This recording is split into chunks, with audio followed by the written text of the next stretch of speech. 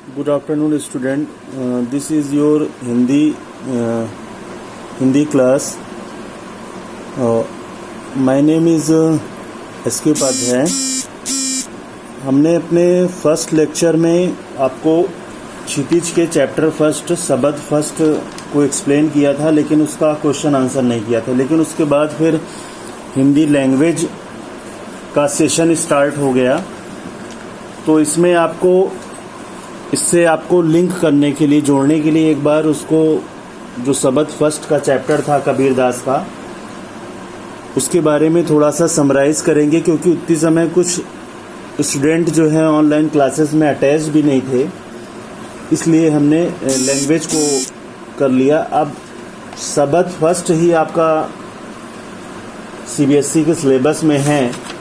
इसमें जो पहला आपका जो शब्द फर्स्ट का दोहा है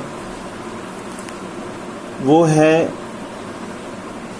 मोको कहाँ ढूंढे बंदे मैं तो तेरे पास में, ना मैं देवल ना मैं मस्जिद ना काबे कैलाश में, ना तो कौने क्रिया कर्म में ना ही योग बैराग में, खोजी होए तो तुरते मिली हों पल भर की तलाश में, कहें कबीर सुनो भाई साधो सब श्वासों की श्वास में. इसमें कबीरदास जी पूरे मानव जाति को ये संदेश देना चाहते हैं अपने इस पद के माध्यम से कि ईश्वर सभी जगह विद्यमान है. उसे किसी मंदिर में, मस्जिद में या किसी धार्मिक स्थल में या किसी धार्मिक कर्मकांड के माध्यम से नहीं प्राप्त किया जा सकता है.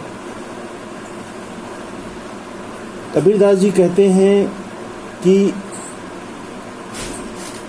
आपको सच्चे मन से उस परम पिता परमेश्वर को याद करना है, और जिस दिन आपके मन में वह जो है जिज्ञासा उनके पाने की हो जाएगी, उस दिन आपको उस परम पिता परमेश्वर की प्राप्ति हो जाएगी.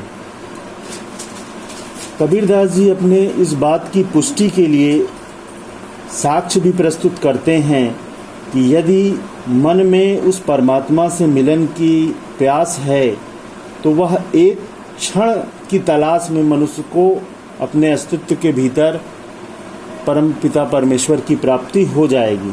उसकी अपने श्वासों में परम पिता परमेश्वर को व्यक्ति अपने सांसों में ही अनुभव करने लगेगा और उसे परम पिता परमेश्वर दिखाई पड़ने लगेगा.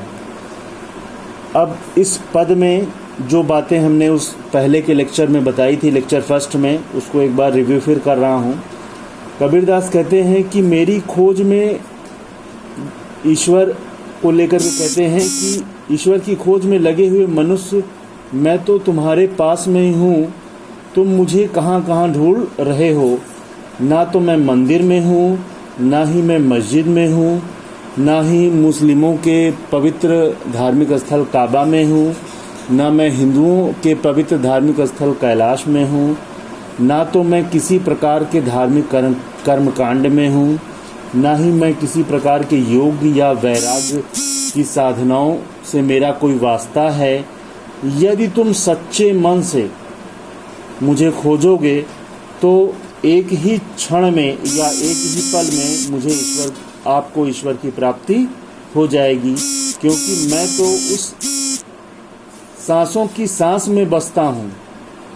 यानी हर जीवित प्राणी, चाहे वो मनुष्य हो, ईश्वर हो, पेड़ पौधे हों, सभी में ईश्वर का अंश विद्यमान है. कबीर के कहने का अर्थ यह है कि परम पिता परमेश्वर मनुष्य के भीतर ही निवास करता है, देवालयों और कर्मकांडों में नहीं.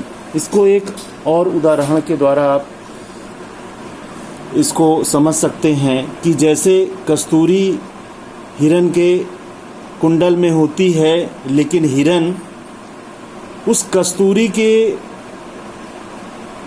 महक में इधर उधर जंगल में इधर उधर भटकता है, लेकिन उसे उस कस्तूरी की प्राप्ति नहीं होती, जबकि वह उसके नाभि में ही विद्यमान है. उसी प्रकार से व्यक्ति अपने जीवन को व्यर्थ करता है और ईश्वर की तलाश में अपने पूरे अमूल्य या बहुमूल्य जीवन को नष्ट कर देता है, लेकिन उसे ईश्वर की प्राप्ति नहीं होती। तो कबीरदास जी ने अपने इस पद के माध्यम से मनुष्य जाति को जीवन के उद्धार के लिए यह संदेश दिया है कि आप अपने इस बहुमूल्य जीवन को नष्ट करके अपने शरीर में ही अपने पास ही ईश्वर की प्राप्ति करने में अपना समय लगाएं।